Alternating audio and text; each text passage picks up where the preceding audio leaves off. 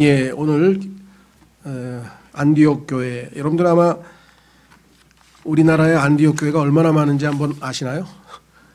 길거리 가다 보면 안디옥 교회라고 이름 붙은 교회가 굉장히 많습니다. 그분들은 그래도 뭔가 의미를 부여했죠. 최초의 이방인 교회고 이방인 선교의 선교 기지로서 아주 참 의미 있는 교회 이름이다 이렇게 생각합니다. 페니키아, 여기 오늘 보니까 뭐라고 써 있습니까? 베니게라고 우리말로 번역했네요. 19절에 이제 스데반으로 인하여 일어난 핍박으로 말미암아 널리 흩어진 자들이 멀리 베니게와 키프로스는 요즘도 사용합니다.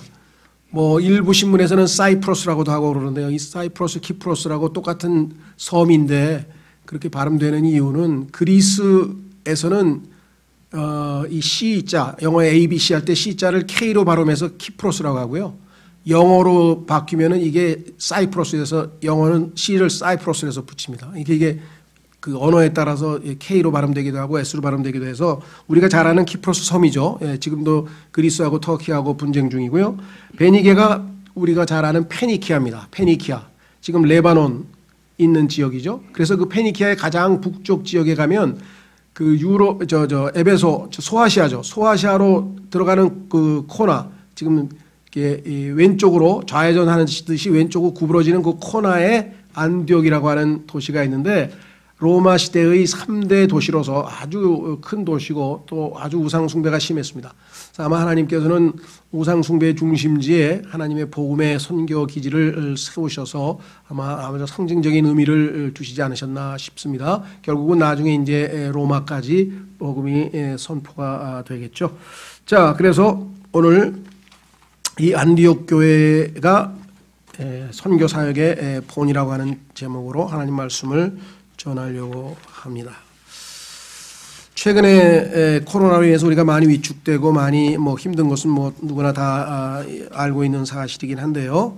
반면에 그래도 참 기쁜 소식들도 있었습니다. 그것은 지난번에 우리 이슬람 지역인 터키 앙카라에 이 독립침례교회가 세워졌다고 해서 우성훈 형제님으로부터 소식을 듣고 저희가 수요일 날 또 기도 중인데요. 여러분도 물론 기도하시겠지만, 그리고 두 번째로는 시흥에 계신 이 중국에서 여러 가지 박해를 피해서 한국으로 나오신 분이신데 킹제임스 성경을 쓰시는 목사님이, 제가 또 혹시 보안상 어떻게 될지 모르니까 이름을 말씀 안 드리겠습니다만은 이 경기도 시흥에 킹제임스 성경을 쓰는 교회가 또 새로 시작이 돼서 저희 교회가 이제 그 교회에 책도 한 세트 기증하고 또 하여간 최대한 또 필요하면 여러모로 하여간 도울 생각입니다만은 기쁜 소식이 있고요.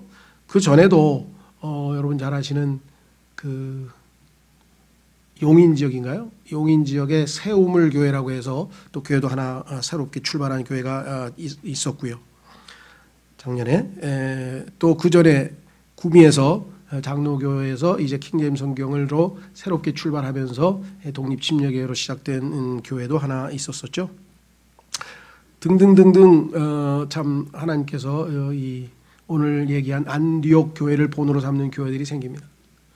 왜 안디옥을 강조하는가? 아마 기억하시는 분들은 기억하시겠죠. 얼마 전에 오셨던 우리 세뮤엘 깁 형제님께서 두 도시 이야기를 얘기를 했는데요.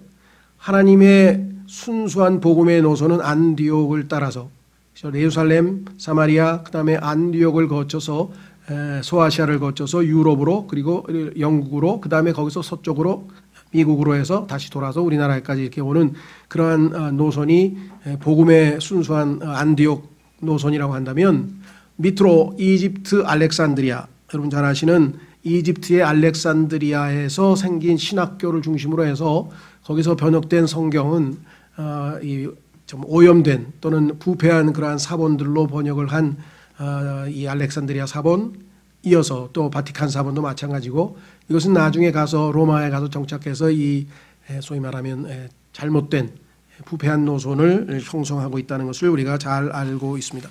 상징적으로 이집트는 성경에서 세상을 예표하고 있는데 그 세상의 중심 도시의 알렉산드리아는 알렉산더 대왕의 이름을 붙여서 세운 몇 개의 도시 중에 하나죠. 알렉산더는 다니엘서 9장에 보면은 그 유명한 그 짐승, 다시 말하면 적그리스도를 예표하는 인물로 성경에 분명하게 나와 있습니다. 그러니까 이집트로 해서 로마로 가는 노선은 하나님께서 지지하시는 노선이 아니라는 것을 우리가 교회사를 통해서 확인을 해 봅니다. 그런 의미에서 이 안디옥이라고 하는 지명도 우리에게는 아주 중요한 의미를 갖고 있다라고 하는 말씀을 좀 드립니다. 자, 그래서 오늘 주보에 이렇게 썼습니다. 사도행전 11장 19절에서 30절 오늘 우리가 읽은 본문은 본격적 선교와 그 결과로 탄생한 교회가 어떻게 성장하고 있는지를 보여주는 중요한 내용을 제시하고 있습니다. 선교, 교회 역사, 필사본 증거 혹은 본문의 전수 등 그 무엇이든 모든 역사는 예루살렘에서 안디옥으로 옮겨갑니다. 그리고 소아시아, 그 다음에 유럽, 그 다음에 미국 이렇게 가겠죠. 로마나 이집트가 아님을 주의하십시오. 모든 부패한 것들은 이집트에서 출발해서 특히 알렉산드리아는 세계에서 제일 유명한 도서관이 있죠. 하나님의 성경인 지식을 대적하는 인간의 지혜를 다 모아놓은 그 세계 최고의 도서관이 세워진 굉장히 상징적이죠. 인간의 지식이 하나님 지식을 대적하는 그 알렉산드리아 도시 이름도 적그리스도를 예표하는 알렉산더의 이름이고 이집트 세상을 예표하는 그 장소에 그냥 있는 게 아니라 이 세상에 있는 모든 것들이 의미 있고 이러한 모든 것들을 우리가 해석할 능력이 있습니다. 아니면 성령께서 이 요셉을 통해서 꿈도 해석하고 다니엘을 통해서 꿈을 해석하는 것처럼 해석은 하나님께 있지 아니하니까라고 성경에 분명하게 기록되어 있습니다. 그래서 우리는 역사를 해석할 때 하나님의 말씀을 기준으로 얼마든지 해석이 가능한 것이겠죠. 자, 그래서 안디옥 교회를 신약 교회의 탄생과 선장의 본으로 제시한 주님의 뜻에 따라 이러한 방식으로 지역 교회들이 더 많이 세워지고 성장해 가기를 간절히 기도합시다. 저희 교회도 마찬가지겠죠. 정말 이 노선이 가야 할 길이라는 사실을 하나님께서 예시하시기 위해서 상당히 긴 구절을 이 안디옥 교회의 모습으로 우리에게 제시를 하셨죠. 첫 번째로 안디옥 교회에서 교회가 탄생했다 그랬죠. 성경에 보니까 19에서 21절까지 이제 스데반으로 인하여 일어난 핍박으로 말미암아 널리 흩어진 자들이 안타깝죠. 분명히 예수님께서는 사도행전 1장에서 우리에게 예루살렘과 그다음에 유대와 사마리아와 땅끝까지 증인이 되라고 명령하셨고 그렇게 말씀을 하셨는데 예루살렘에서 꼼짝달싹을 안 하는 거예요. 그러다가 이제 하나님께서 이 빌립을 통해서 사마리아 복음 선교를 사도행전 8장에서 했죠. 그래서 그 유명한 이디오피아 내시도 구원을 받고 그다음에 사마리아 선교가 어느 정도 이루어졌는데 더 이상 나아가질 않는 거예요. 분명히 예루살렘과 유대와 사마리아와 그다음 뭐예요? 땅끝까지. 그러니까 더 나아가서 전 세계로 복음을 전파하는 것이 당연한 수순인데 멈춰서 글쎄요, 뭐 자족하고 있었는지 아니면 어떤 영적으로 느슨해서 그랬는지 열정이 식어버렸는지 알 수는 없지만 주님께 순종치 못한 교회에 엄청난 박해가 일어났습니다. 하나님께서 그들을 흐트러 버리신 거죠. 그래서 성경에 보니까 여기에 나와 있는 것처럼 스데반으로 인하여 일어난 핍박으로 말미암아 핍박은 그냥 일어난 게 아닙니다. 원래대로 이들을 전 세계로 흩으셔서 복음을 선포하시기 위해 하신 것이죠. 널리 흩어진 자들이 멀리 베니게와 키프로스와 안디옥까지 여행하며 오직 유대인들에게만 말씀을 선포하더라. 왜냐하면 하나님께서는 1차적으로 먼저 유대인에게로 그 다음에 두 번째로 이방인에게로 이렇게 나와 있죠. 로마서 1장에도 먼저는 유대인에게요 그리고 나서 헬라인에게다 그리스인 사람들이다 이렇게 되어 있죠. 그래서 우선적으로는 유대인들에게 먼저 복음의 기회가 주어졌습니다. 그들 중에 몇 사람은 키프로스와 구레네 사람들이었는데 그들이 안디옥에 이르러 그리스말 하는 사람들에게 이제 유대인 아닌 다른 사람들이죠. 소위 말하면 여기서 그리스말 하는 사람이라고 하는 것은 이방인들인데요. 말하여 주 예수님을 선포하며 드디어 이방인 선교가 본격적으로 시작이 됐네요. 주의 손이 그들과 함께 함으로 역사는 하나님이 하시는 거죠. 주의 손이 그들과 함께 함으로 많은 수의 사람들이 믿고 자 폭발적으로 이제 초창기에는 복음 선포를 통해서 많은 사람들이 예수님을 받아들이게 되죠. 물론 점점 이것이 이제 그 나중에 오늘날 20세기에 와서 라오디게아 교회 시대까지 오면 정말 소위 말하면 사역의 방향이 바뀌게 되죠. 폭발적인 복음 선포로 인한 폭발적인 구령이라든가 이런 것은 참 찾아보기 드물게 됐죠. 예수님께서는 그것도 아주 신기한 방법으로 우리에게 예시하셨는데 베드로를 포함 베드로에게는 정말 3,000명, 5,000명씩 한꺼번에 구원받는 엄청난 역사가 일어나는 그러한 사역을 맡기셨다고 한다면 요한과 야고보 같은 사람들에게는 그물을 던지는 것이 아니라 이들의 사역은 그물을 찢어진 그물을 깁는 다 그물이 찢어져서 고기가 다 새나가서 그것을 기워서 수공하는 수리하는 그러한 사역을 맡기셨다라고 하는 것을 우리가 보게 됩니다. 자, 그래서 지금 초창기에는 정말 여기 많은 사람들에게 말하여 주 예수님이 죄송합니다. 많은 수의 사람들이 21절 믿고 주께로 돌아오더라 그랬습니다. 자, 중요합니다. 많은 사람들이 교회 안으로 더해지더라. 이렇게 안 돼 있고 주께로 돌아왔다. 주께로 돌아와서 주님을 만난 사람들이 주님과 사귐을 가진 사람들이 주님께서 그 안에 내주하시는 사람들끼리 모일 때 그것을 교회라고 했지 그냥 교회 안에 회원 등록하고 그냥 다녀볼까 이것이 성경에서 얘기하는 교회의 성장은 아니라는 사실. 주께로 돌아왔다. 주께로. 24절도 그렇죠. 24절도 이 누굽니까? 바나바가 와서 사역을 하니까 그가 성령님 24절 그는 선한 사람이요 성령님과 믿음이 충만한 사람이더라. 많은 사람들이 어떻게 했다고요? 주께 더해졌더라. 주님께 더해졌습니다. 그래서 그 주님께 더해진 사람들이 주님과 사귐을 갖고 점점 영적으로 성장해 가야 되는 것이죠. 자, 그래서 고린도전서 1장 9절 고린도전서 1장 9절로 한번 가보시면은 실제 신앙생활은 하나님께서 우리에게 기대하시는 신앙생활은 무엇인가? 그것은 바로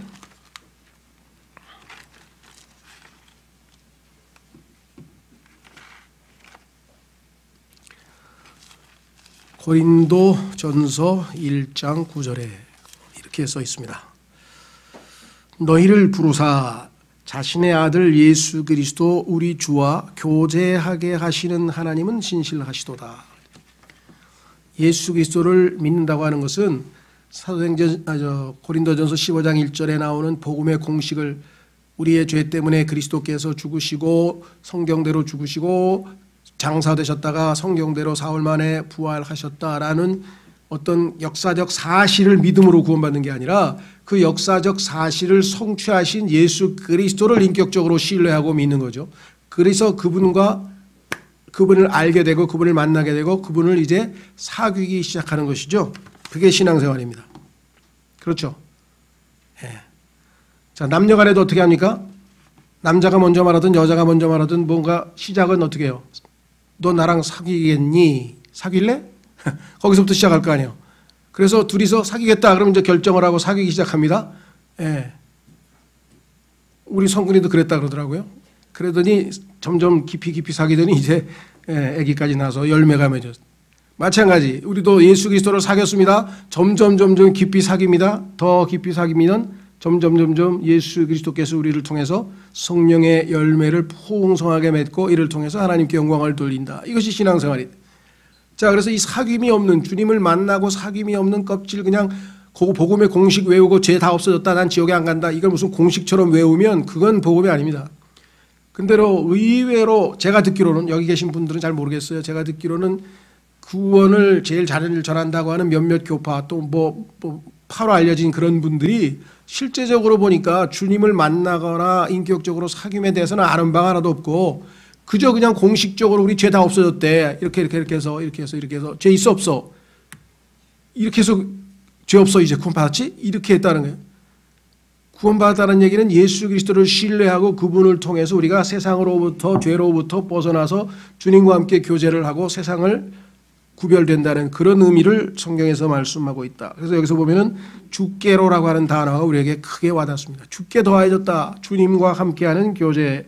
그 주님과 함께 교제하는 사람들끼리 모여서 함께 경배하고 찬송하고 하는 것을 우리가 교회의 예배고 또 교회의 모임이라고 한다라고 하는 사실을 우리가 꼭 기억하셔야죠. 그렇죠?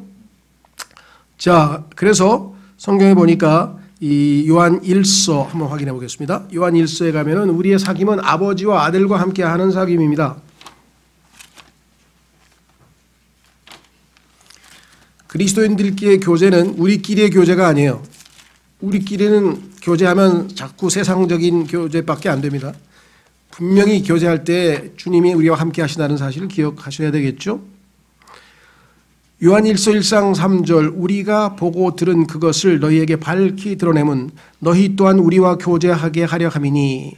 왜 그러느냐? 우리의 교제는 참으로 우리의 교제는 아버지와 함께하는 것이며 그분의 아들 예수 그리스도와 함께하는 것이니라. 너 구원받고 예수님과 사귀고 있다며, 교제하고 있다며, 나도 예수님과 사귀고 있어. 자, 그러면 우리 예수 그리스도를 사귀는 우리끼리도 당연히 사귀어야지. 그게 성경에서 말하는 그리스도인들끼리의 합당한 교제라 이 말입니다.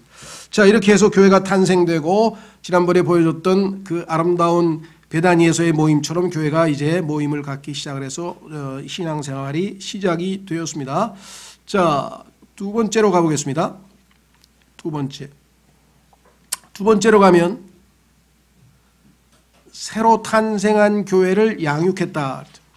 자, 오늘 본문 21절에서 24절로 가보겠습니다. 사도행전 11장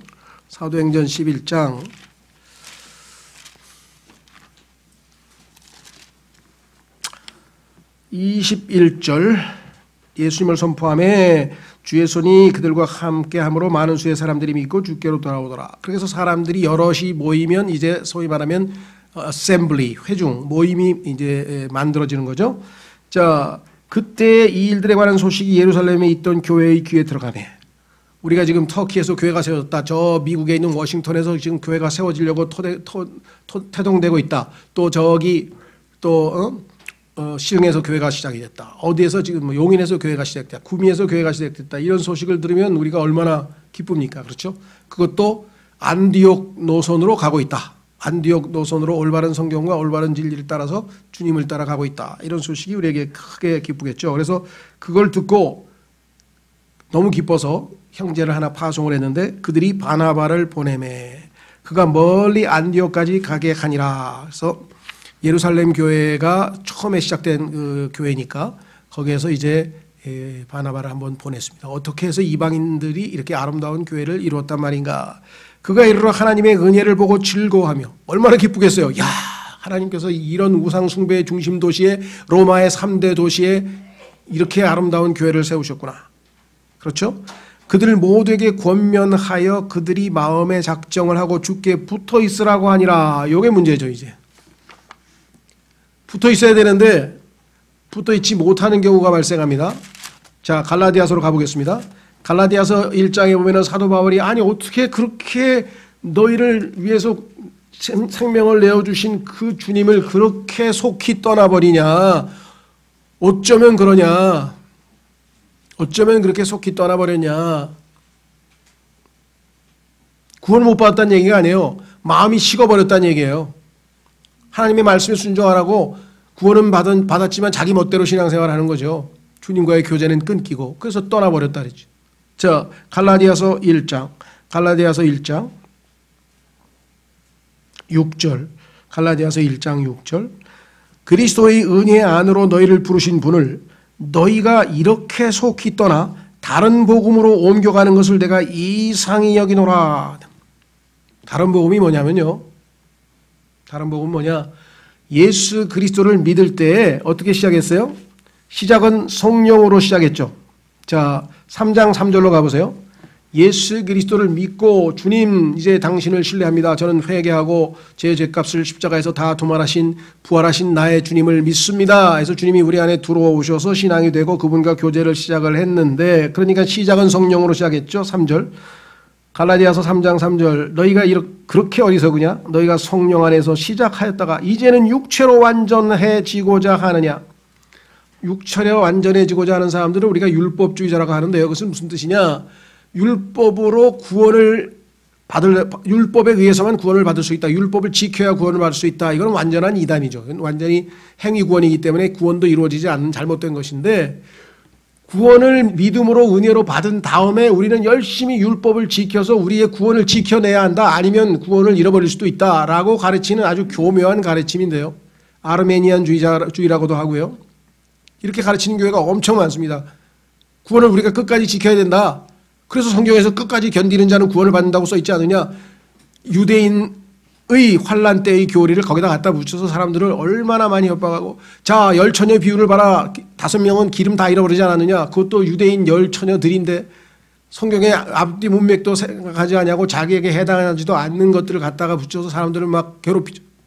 그래서 구원받은 그리스도인들이 율법을 지키려고 애를 쓰는 것을 여기서 뭐래요? 시작은 성령으로 했는데 육체로 완전해지려고 하느냐? 구원은 은혜로 지켜지는 거예요. 그리고 주님께서 지키시는 거예요. 우리가 지키는 게 아니에요. 우리가 어떻게 지켜요? 무슨 힘으로 지켜요? 믿음의 창시자요. 그 다음에 뭐예요? 완성자이신 예수를 바라보자.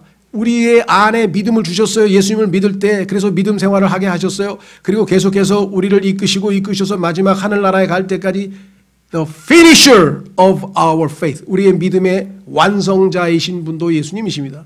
다만 그 예수님과 함께 동행해서 하늘나라로 잘 성장해서 가면 좋은데 중간에 우리가 이렇게 쉽게 예수님을 떠나고 교제가 끊겨버리고 다시 율법을 지키려고 하나님이 예수님이 주신 리버티 자유를 다 내팽개치고 속박으로 멍해를 집니다. 뭐를 해야만 한다. 11조를 내야만 된다. 뭐를 해야만 한다.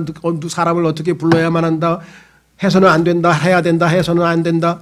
이와 같은 것에 얽매이게 되면 그걸로 해서 자기 의의를 드러내서 완전해지겠느냐? 우리는 은혜로 말씀으로 주님을 더욱 사랑하는 가운데 완전해져 가는 것이겠죠. 자, 그래서 여기에 나와 있는 것처럼 주님을 솔직히 떠난 사람들이 있었습니다. 그래서 사도 바울은 이들을 어떻게 권면했는가? 사도행전 14장 20절. 사도행전 14장 20절.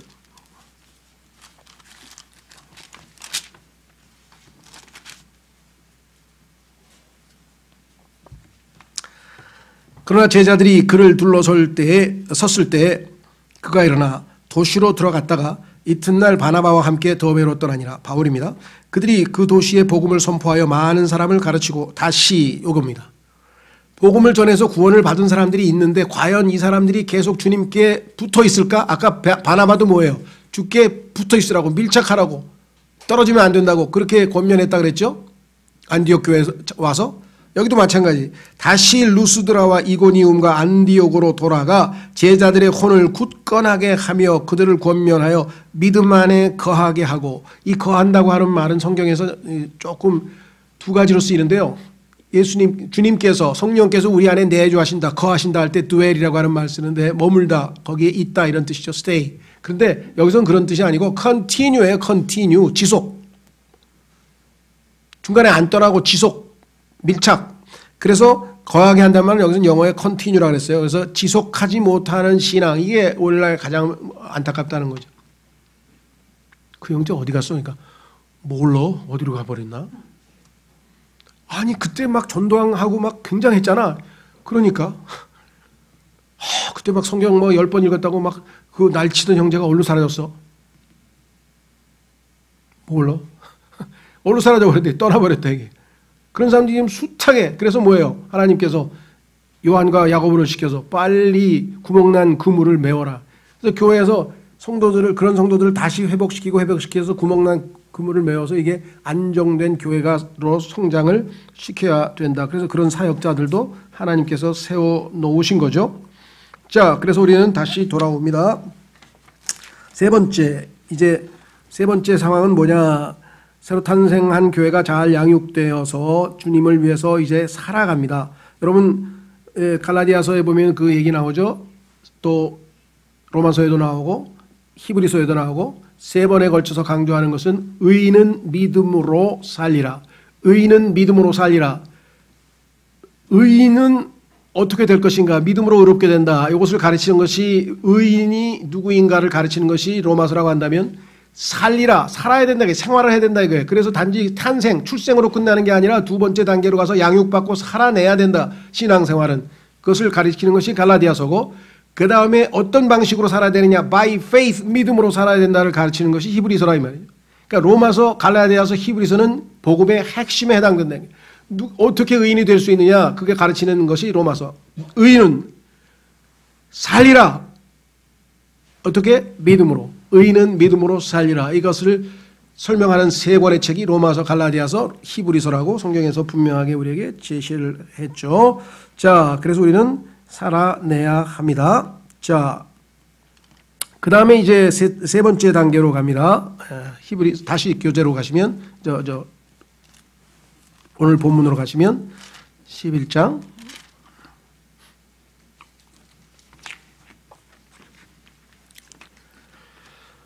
25절로 가기 전에 거기 23절에 보면요, 주께 붙어 있으라고 할 때 거기 마음의 작정을 하고, 이게 참 중요해요. 권면을 하는데 마음의 작정을 해야지, 의지를 굳게 해야지 해파리처럼 막 흐물흐물 해가지고는 절대로 밀착할 수가 없어요. 주님께 그냥 찰싹 달라붙어 있어야 돼요. 여러분, 우리를 왜 양이라 그랬습니까? 주님께서 이 세상에 존재하는 모든 동물들 가운데 양은 가장 근시예요. 근시 아시죠? 가까운 것만 보여, 멀리를 못 봐. 양의 특징이 그래요. 그래서 목동으로부터 약 2, 3m만 떨어져도 중간에 가다가 옆길로 새요. 양은. 그게 바로 우리의 모습이기 때문에 우리를 양이라는 목자를 바짝 붙어서 주께 붙어 있으라 그랬잖아요. 그래서 그냥 촘촘히 붙어 댕기죠. 양들 가면은 그냥 다닥다닥 붙어가지고, 왜? 한 2, 3m만 떨어져도 그냥 또 엉뚱한 데로 가버린다. 실제로 교회 안에서도 그런 일들이 많이 벌어집니다. 이상한 데로 가버린 분들이 너무 많아요. 안타깝게. 자, 그래서 우리는 마음으로 작정을 하라고 얘기를 했죠. 중요합니다. 의지적 결단이 중요하다. 다음에 25절로 갑니다. 자, 그래서 그리스도를 위해서 이제 수고한다, 일하는 거죠. 자, 어떤 일을 하는가 한번 보겠습니다. 25절, 그때 바나바가 사울을 찾으러 다호서로 가서, 뭐 요즘에 걸핏하면 어떤 결정적인 순간에 아주 참 좋은 제안을 하거나 좋은 행동을 하면, 야, 그게 신의 한 수였다, 신의 한 수, 뭐 이런 얘기를 하죠. 그 바둑 잘 두는 이세돌인가요? 그 알파고 이길 때 뭐 몇 번째 그 딱 하나 나와가지고 이겨가지고 그걸 신의 한 수라 그러죠. 또 뭐 하면 그냥 걸핏하면 요즘은 신의 한 수란 말을 써요. 하여간 그런 의미로 하자면 정말 제가 볼 때 이게 신의 한 수인 것 같아요. 하나님께서 드디어 이제 어떻게 해요? 이방인 선교가 본격적으로 시작이 돼야 되는데, 여기서 지금 선교사를 양성하고 제대로 교육을 해야 되는데 누가 적격자냐 이거예요. 우리는 로마서 15장에서 하나님께서 예수 그리스도께서 떠나시고 나면 이방인들에게 복음을 전하고 그들을 양육해서 일꾼으로 키우는 그 선교사로, 그 사도로, 이방인의 사도로 바울을 지목하셨다는 사실을 로마서에서 확실하게 배웠다 이 말이에요.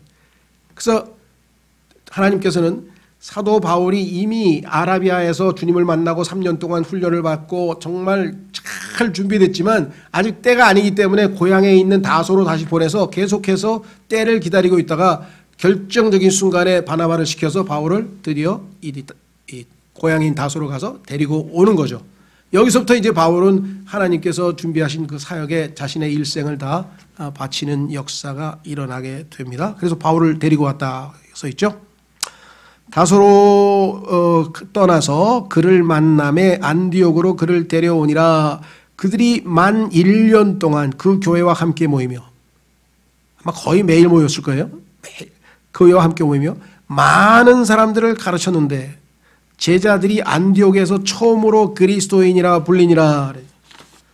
자, 엄청난 일이 벌어졌네요. 하나님의 말씀을 가르쳤습니다.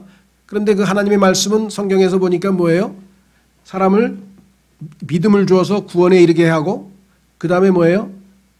우리를 성경의 진리, 교리를 제대로 배우게 하고, 잘 또 책망을 해서 바로잡아서 의로 교육해서 결국은 선한 일을 행하는데 완전한 사람으로 만든다. 확인해 보겠습니다. 디모데후서 3장. 왜 그리스도인들은 항상 어디를 가든지 성경을 붙들고 다니고 성경을 공부하고 평생 동안 죽을 때까지 늘 성경하고 붙어 다녀야 되는가? 하나님께서 우리에게 성경을 주신 목적이 있기 때문에 그렇죠.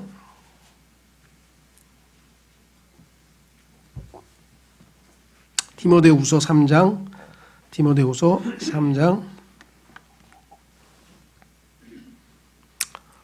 15절. 또 어린 나이 때부터 내가 거룩한 성경 기록들을 알았나니, 여기서 너는 디모데입니다. 그것들은 능히 너를 지혜롭게 하여 그리스도 예수님 안에 있는 믿음을 통해 구원에 이르게 하느니라. 자, 그럼 구원받은 사람은 또 어떻게 되는가? 16절. 모든 성경 기록은 하나님의 영감으로 주신 것으로 교리와 첫 번째, 성경을 통해서 진리를 배워야 됩니다. 두 번째, 책망과 배우고 보니까 내가 어디가 잘못됐는지 책망을 받아야 됩니다. 세 번째, 바로잡음과 틀린 것을 고쳐야 합니다. 네 번째, 이제 올바른 삶을 삽니다. 의로 교육하기에 유익하니. 이 네 가지 기능을 성경이 발휘해서 우리가 어떻게 될 것인가. 17절, 이것은 하나님의 사람이, 예전에는 우리가 마귀의 사람이었어요. 예수 그리스도를 믿고 하나님의 사람이 됐어요. 하나님의 사람이 되면 뭐합니까? 하나님의 사람답게 갖추어야죠. 왕자가 되면 뭐합니까? 태사라 그러나요? 세자가 되면 뭐합니까? 세자의 모습을 갖추지 못한 사람들이 나중에 얼마나 비참하게 됩니까? 여기 하나님의 사람이 완전하게 되어 모든 선한 일에 철저히 갖추어지게 하기 위해서 하나님의 말씀이 이 네 가지 기능을 통해서 끊임없이 역사하고 있다. 그래서 결국은 1년간 부지런히 계속 하나님의 말씀을 배우고 가르쳤다라고 사도행전에 기록되어 있죠. 안디옥 교회의 특징은 하나님의 말씀을 가르치는 교회였다 그랬습니다. 자, 그래서 다시 사도행전 11장으로 돌아오시면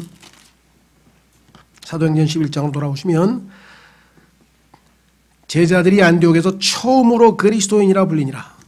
얼마나 열심히 성경 말씀을 공부하고 완전한 모습으로 성숙했는지 사람들이 보기에 과거에 얼마 전에 계셨던 그리스도라고 하는 분이 계셨는데 어떻게 이들이 그리스도를 그렇게 닮아가느냐, 어떻게 그리스도처럼 행동하느냐.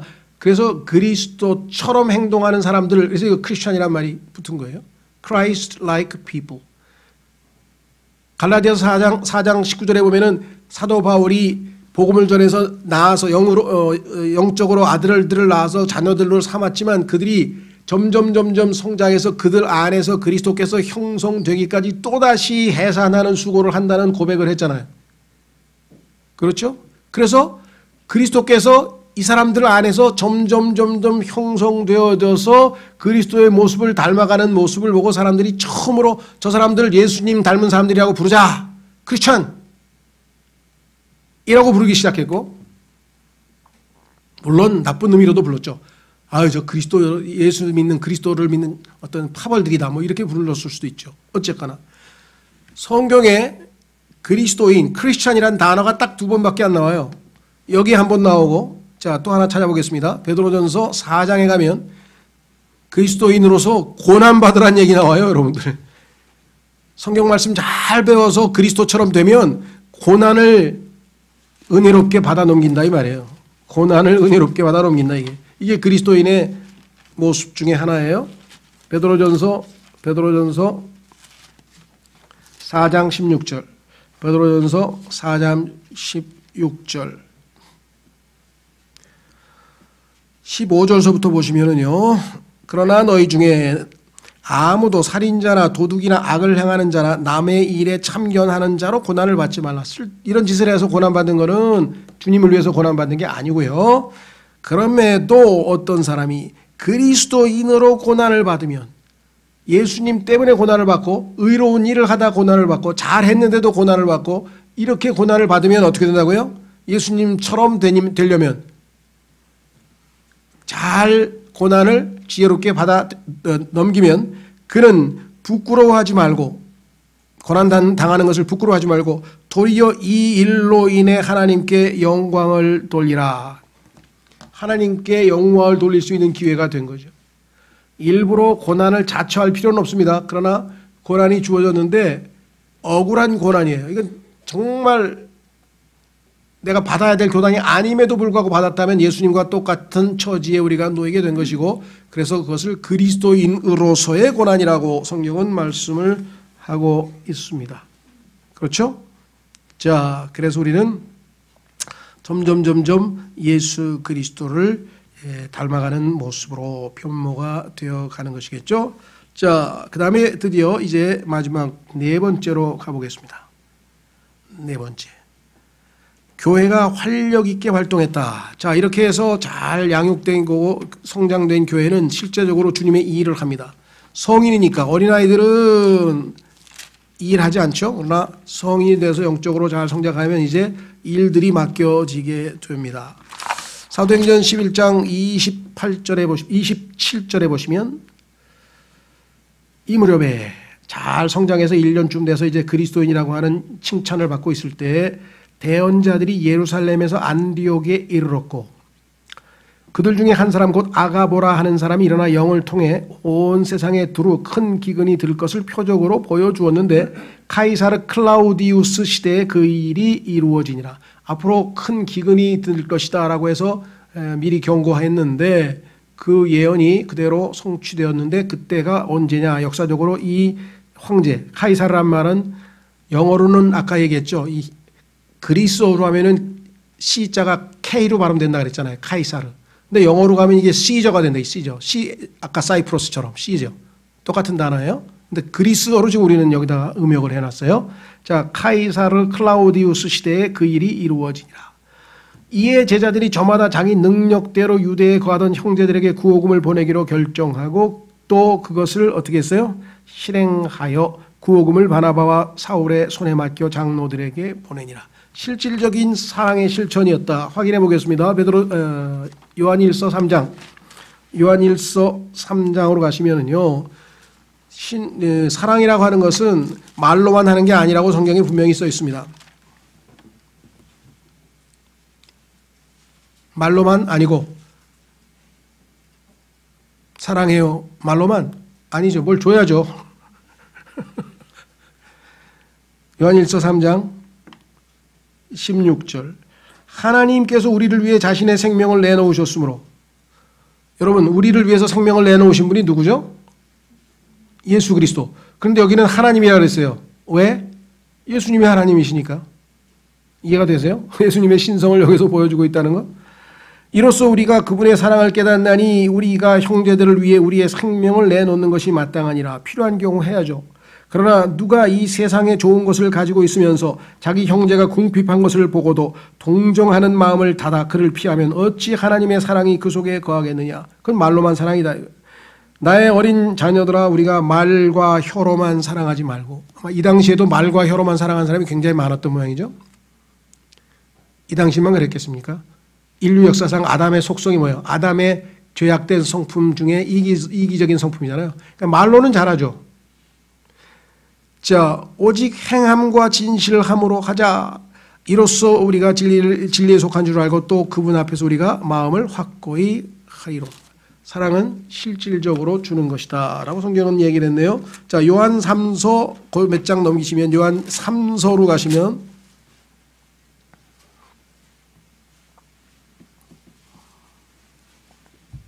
사랑을 실천하는 성도의 모습, 사랑을 실천하는 교회의 모습이 여기 나와 있습니다.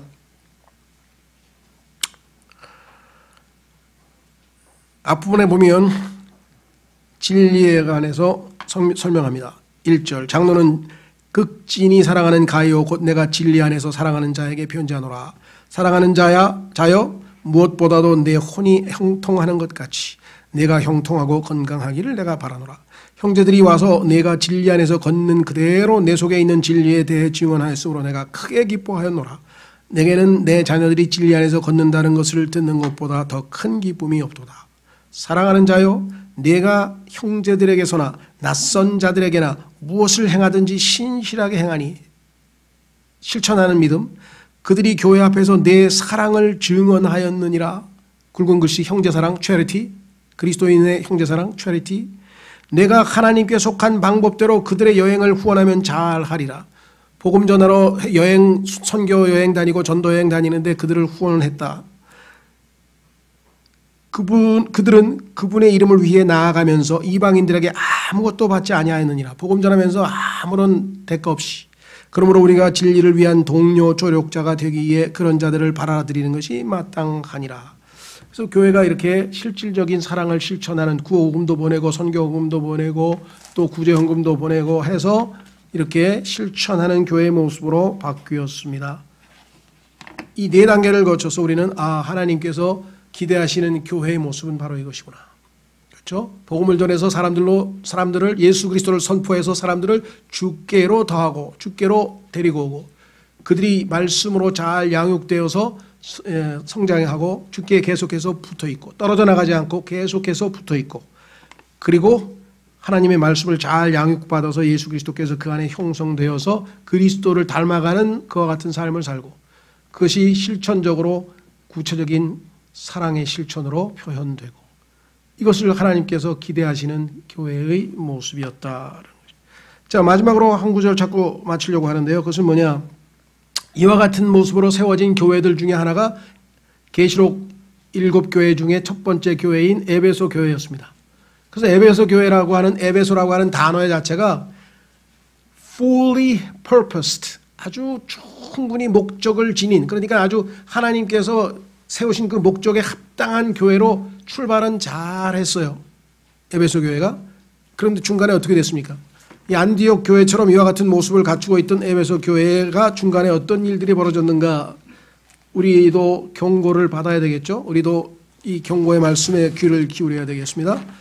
계시록 2장 1절, 요한계시록 2장 1절.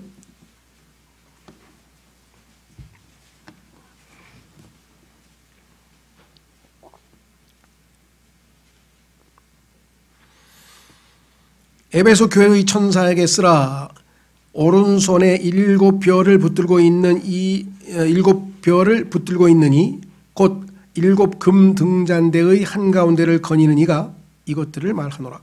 내가, 예수님께서 말씀합니다. 내가 내 행위와 수고와 인내와 또 내가 악한 자들을 용납하지 못함을 아노니 스스로 사도라고 말하나 사도가 아닌 자들을 내가 시험하여 그들이 거짓말하는 자들임을 알아내었으며 또 참고 인내하며 내 이름을 위해 수고하고 낙심하지 아니하였느니라. 여전히 긍정적인 모습으로 좋은 모습의 상태를 유지하고 있지만 문제는 내부에서부터 뭔가 지금 문제가 발생하고 있으니 잘 들어라 경고하고 있어요. 자, 여기 보시면 행위라고 그랬는데 2절에 이 행위가 처음에는 믿음의 행위였고 수고가 사랑의 수고였고 인내가 소망의 인내였습니다. 그런데 믿음도 사랑도 소망도 점점점 희석되어지고 점점점 희미해지더니 나중에는 그저 형식적인 종교 활동으로 머물게 됐어요. 모든 원인이 뭐냐? 사랑이 식어버린 것이에요. 주님을 향한 사랑이 식어버리면 아무리 교회의 외적인 활동이 유지되더라도 그것은 생명력을 잃죠. 4절. 그럼에도 불구하고 내가 너를 책망할 것이 조금 있나니 이는 내가 너희 처음 사랑을 버렸기 때문이라. 이거는 교회에도 해당이 되고 개개인 각자의 그리스도인의 삶에서도 적용할 수 있는 말입니다. 우리의 신앙생활이 문제가 발생하면 결국은 원인은 뭐예요? 주님을 향한 사랑이 식어버린 거예요. 냉랭한 거예요. 야, 예전에는 성경을 딱 읽었을 때 엠마오로 가던 청자들처럼 마음이 타오르면서 막 기쁘고 막 그렇죠? 그런데 어마어마한 진리를 읽으면서도 이건 뭐 옛날에 다 알던 거 아니야 이거? 그래?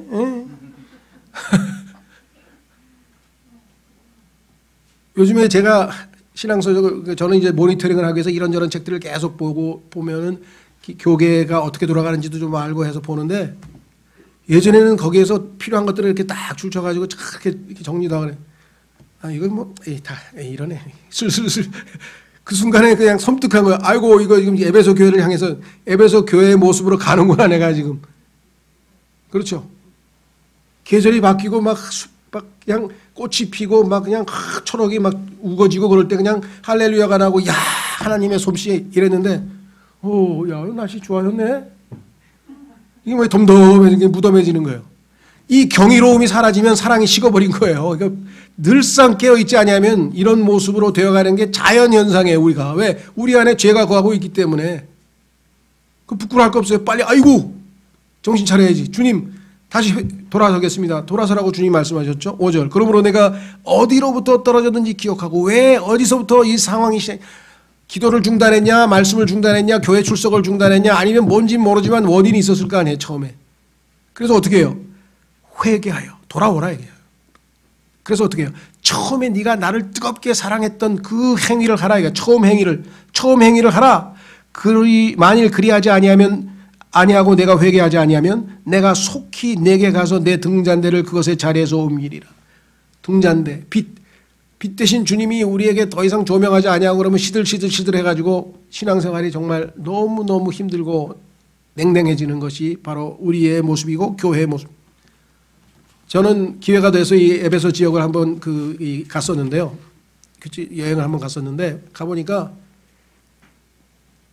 하나도 남아있는 게 없어. 촛대가 다 옮겨졌어. 회개를 못했어. 그래가지고 그 지역에 가면 그냥 예배당 딱 무너진 예배당 그 장소 터만 관광객들이 가서 아 여기 옛날에 에베소 교회라는 게 있었대. 거기 에베소 예배당 교회 터 뭐 이렇게 써 있어요. 모여서 지금 생생하게 여전히 찬송하고 여전히 주님을 섬게 없어요. 여러분 기억나세요? 우리 10주년 기념 예배할 때 10주년을 기념하기 위해서 뉴질랜드에서 티모시 로우즈 우리 교회에서 나온 책 중에 반드시 알아야 합니다라고 하는 책을 쓰신 그 저자를 모셔다가 우리가 집회를 했었는데 그분이 와서 제일 처음 했던 게 지금 기억나는 거예요. 손가락 2개. 이게 뭐냐니까 두 자릿수. 교회가 지금 10주년이 됐으니까 한 자릿수에서 두 자릿수로 넘어갔잖아요. 이게 엄청난 의미가 있다는 거예요. 주님께 끝까지 계속 붙어 있어서 지금 유지가 된 건데 왜? 10년 못 넘기고 사라지는 교회가 절반이 넘어요. 중간에 다 없어져 버려 다. 그렇죠? 왜? 사랑이 식어버리고 하나님께서 계속 기다렸는데 이게 회복이 안 돼. 회개하고 돌아와서 처음 행위라고 이게 열정이 식어버리고 다 없어져 버렸어. 그럼 어떻게 해요? 촛대를 옮기시면 없어지는 거예요. 교회는 다 흩어져 버리는 거예요. 하나님이 계속 머물러 계시니까 교회가 유지되는 거지. 그렇지 않으면 다 식어버리는데 여기 왜 오겠어요? 냉랭하고. 뭐 기뻐야 오지. 아니면 적어도 냉랭한데 내가 여기 가서 기쁨을 회복하겠다. 뭔가 의지를 가지고 와야 될 거 아니겠어요? 그렇죠. 저희도 지금 이제 내년이 25주년입니다. 냉랭해질 수도 있어. 얼마든지 그동안에도 뭐 냉랭했다가 회복되고 뭐 다 올라갔다 내려갔다 했습니다만은 교회적으로 봤을 때 오래되는 것은 좋은 일이지만 정말 경고의 말씀에 귀를 기울여야 되겠다. 안디옥 교회 베다니 모임 그리고 에베소 교회를 우리가 본으로 삼아서 정말 하나님께서 이 마지막 시대에 세워주신 이 교회가 어떻게든 하나님을 기쁘시게 하는 교회로 또 우리 성도 그리스도를 담는 크리스천의 소리를 들을 수 있는 우리 모두가 되기를 바랍니다. 다 같이 기도하겠습니다.